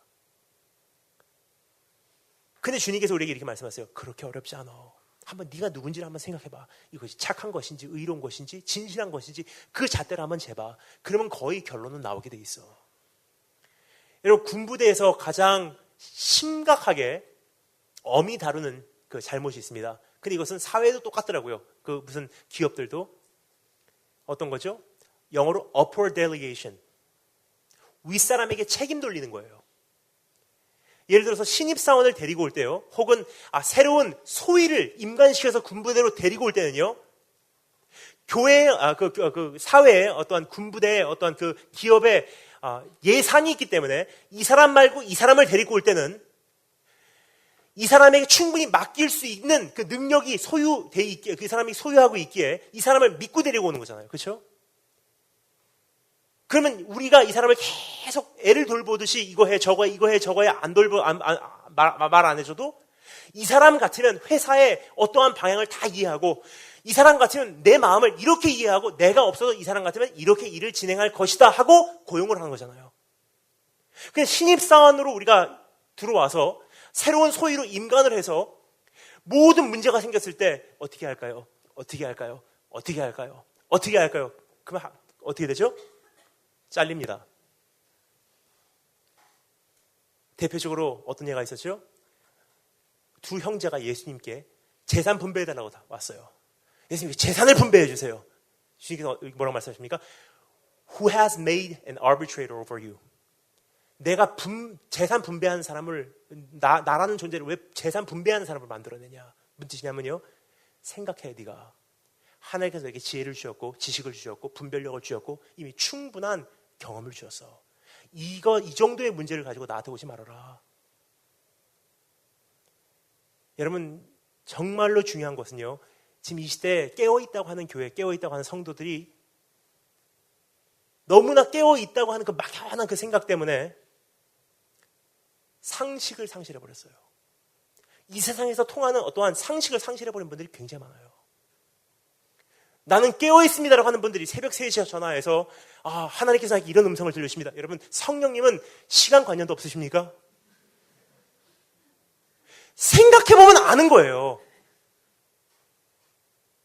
깨어 계시다고 하는 분들이 새벽 2시에 어떤 자매에게 전락이 와서 제가 침방하라고 갔다가 내가 넘어졌습니다. 여러분, 그건 무지한 행위입니다.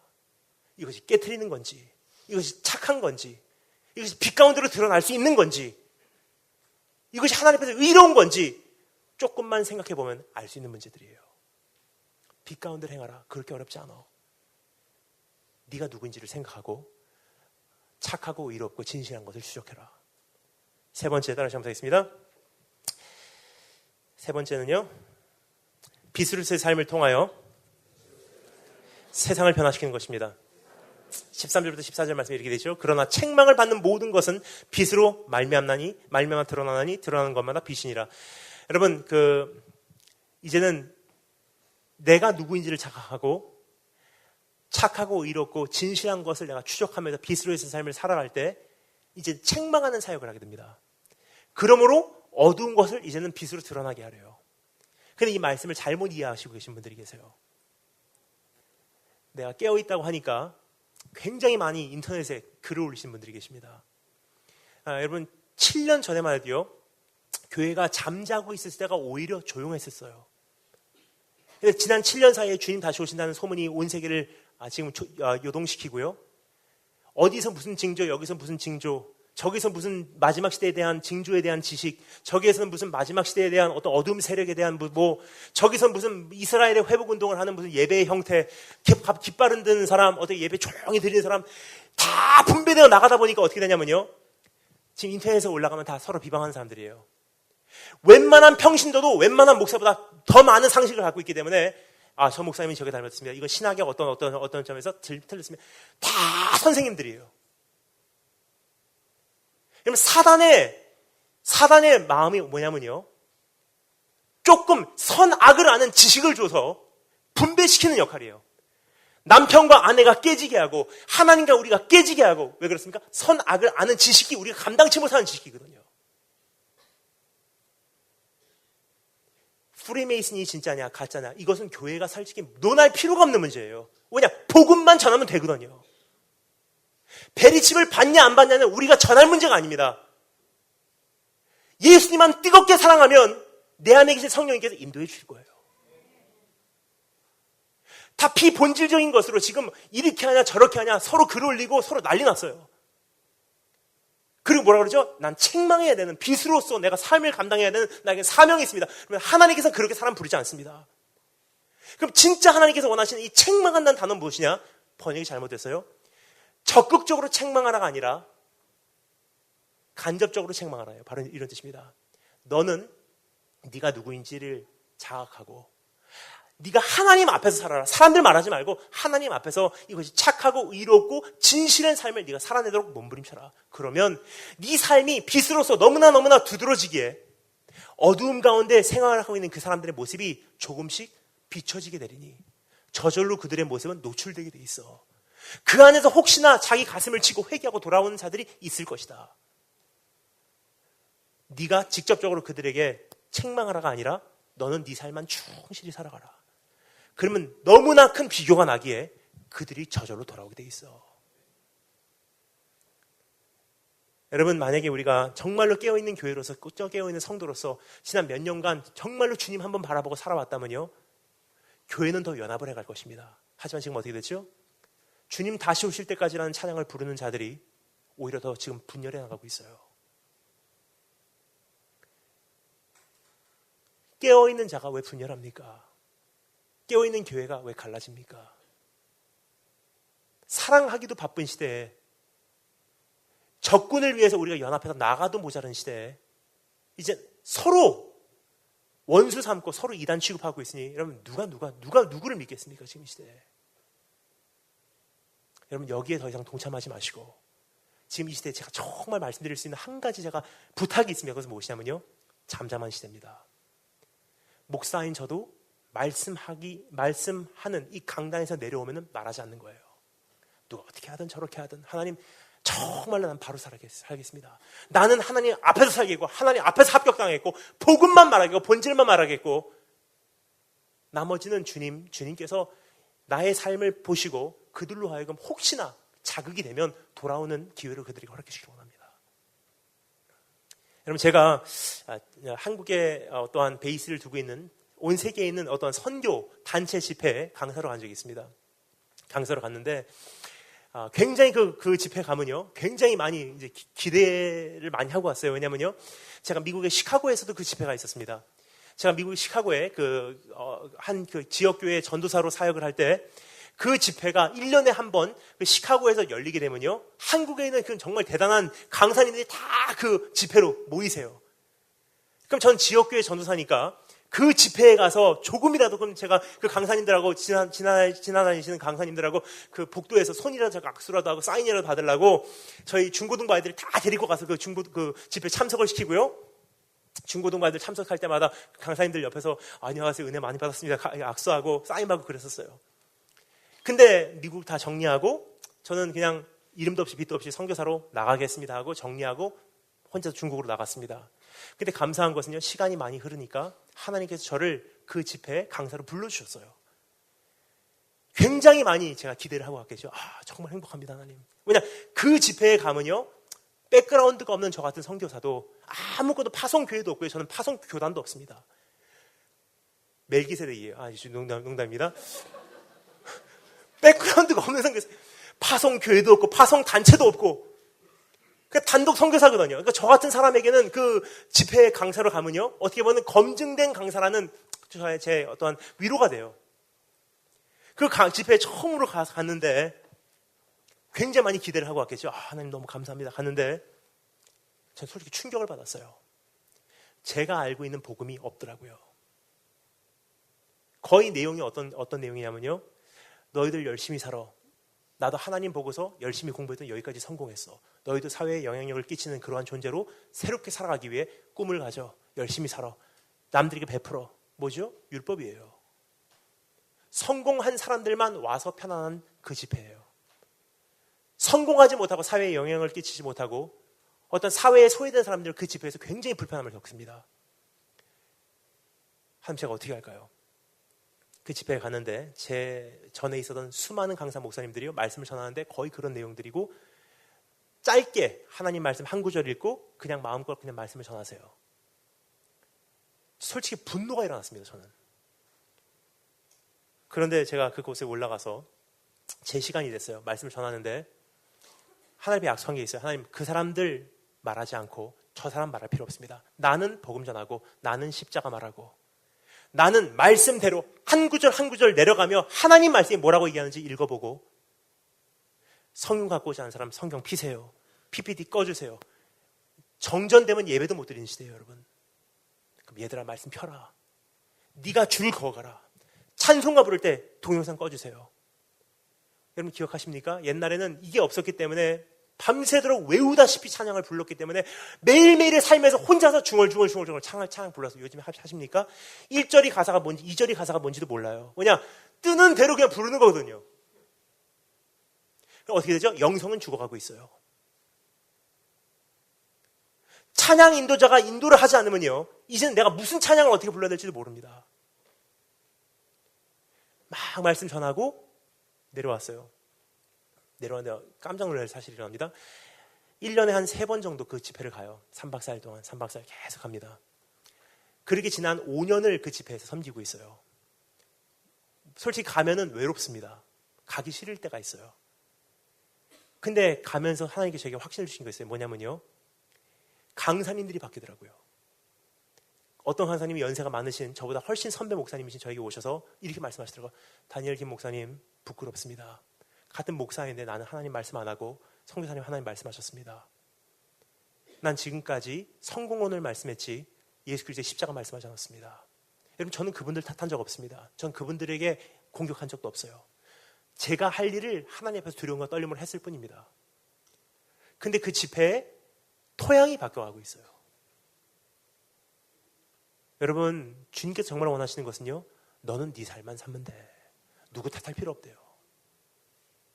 내가 누구인지를 자각하고 내가 하나님 바라보고 어떻게 하면 주님께 더 집중할 수 있는지 어떻게 하면 예수 그리스도만을 더 사랑할 수 있는지 어떻게 하면 십자가를 오늘 내가 더 어떻게 하면 경험할 수 있는지 정말 거기에 모든 것을 마음을 다해서 그렇게 하고 성품을 다해서 그거 하고 힘을 다해서 거기에 열중하지 0.1%도 다른 사람 탓하지 말래요.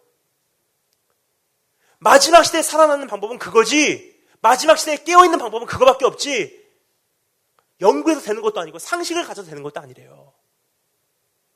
예를 들어서 여러분 북한에 계신 지금도 생명 걸고서 지금 믿음 생활하고 계신 할머니 할아버지들 많습니다.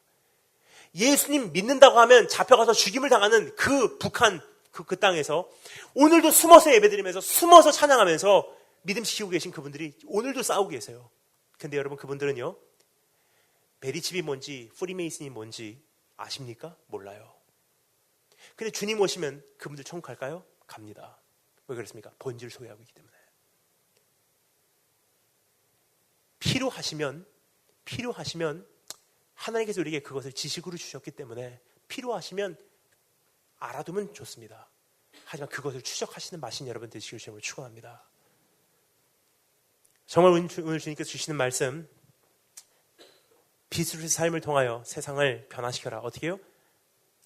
나만 똑바로 살면 된대요. 네 번째. 첫 번째는 뭐였습니까? 사랑. 두 번째 거룩함. 세 번째 빛. 네 번째 하나씩 한번 보겠습니다. 분별력을 통하여 행하는 것. 15절부터 17절 말씀 다 같이 읽겠습니다. 15절부터 17절 다 같이 한 목소리로 읽겠습니다.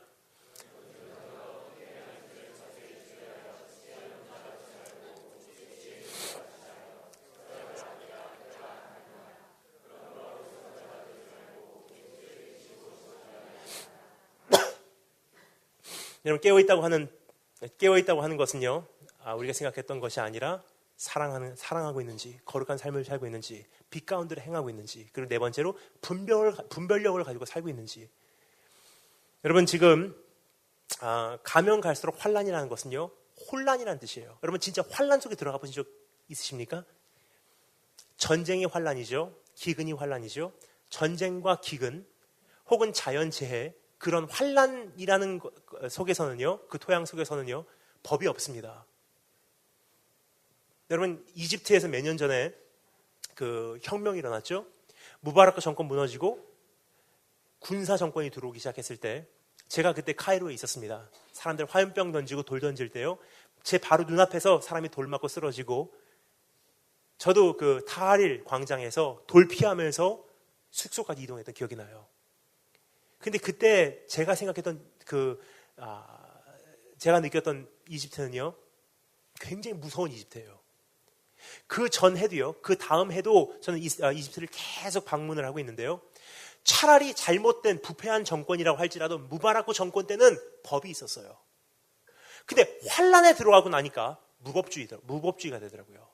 길거리 광장 한 가운데서 살인 사건이 일어나도 법 자체가 존재하지 않으니까 그때부터는 이제 혼란이에요. 뭐가 맞은지 뭐가 잘못됐는지. 그럼 여러분, 가면 갈수록 환란이 심해진다는 것은요, 가면 갈수록 혼란도 심해진다는 뜻이에요. 그래서 주님께서 말씀하십니다. 그래서 그리스도가 저기 있다, 그리스도가 여기 있다 해도 너희는 미혹되지 말아라. 즉 마지막 시대의 미혹의 기준이 그리스도래요. 여러분, 나 이단입니다 하고 온 사람 없습니다. 다 주님의 이름으로 와요.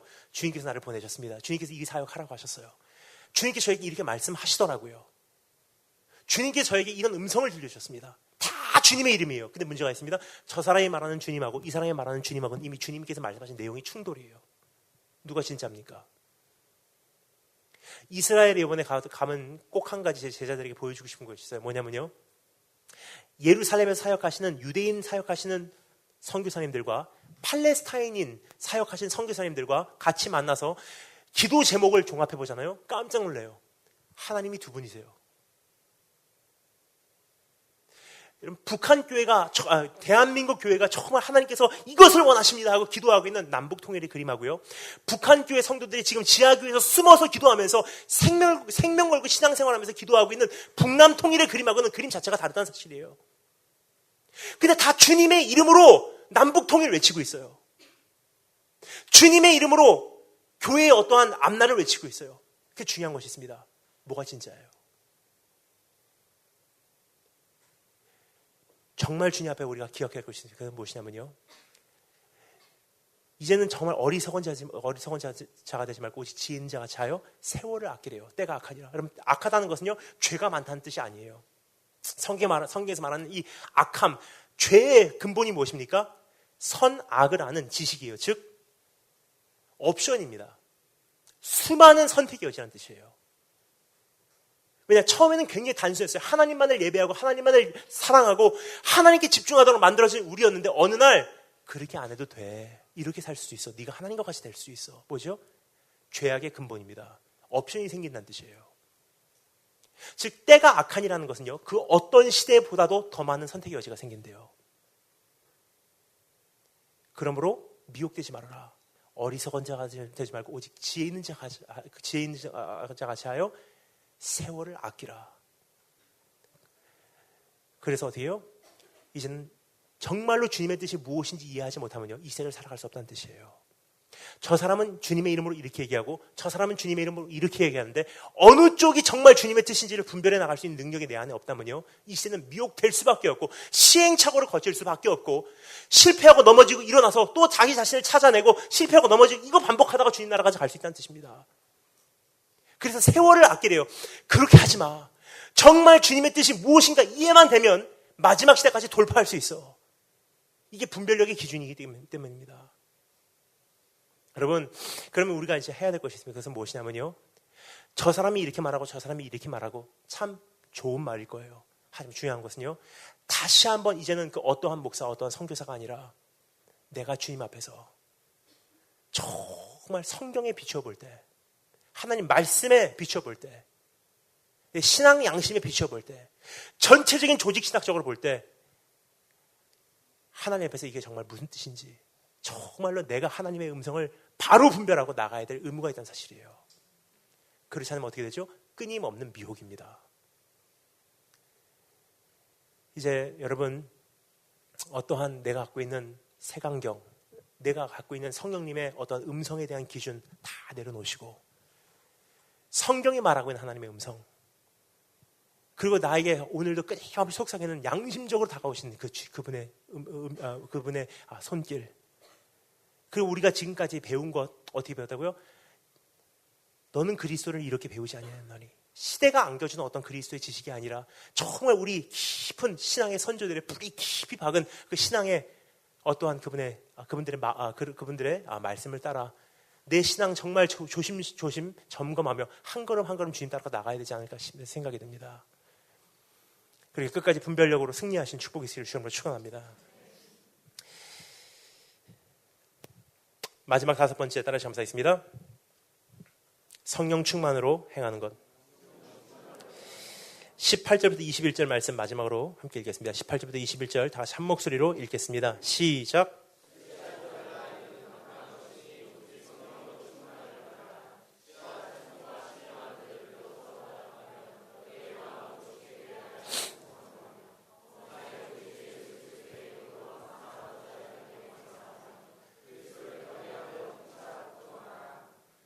아멘.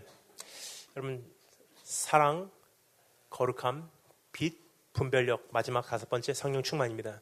근데 여러분, 중요한 것은요, 성령 충만을 받기 위해서 어떻게 해요? 술 취하지 말래요. 술 취하지 말고 오직 성령 충만을 받아라. 근데 우리 잘못 이해하면 큰일 납니다. 술만 안 취하면 성령 충만을 받는 게 아니에요. 중요한 것은요, 술 취하는 것, 그것과 같은 술 취함과 같은 방탕한 생활을 해서는 성령 충만을 받을 만한 그러한 공간과 기회가 주어지지 않는다. 우리가 생각하는 성령 충만은 무엇입니까? 이 두 가지를 정리하고 오늘 말씀 마치도록 하겠습니다. 우리가 생각하는 성령 충만의 첫 번째 정리는요, 갑자기 기도하는 가운데 어느 날 갑자기 임해버리는 성령이라고 생각합니다. 무엇을 근거로요?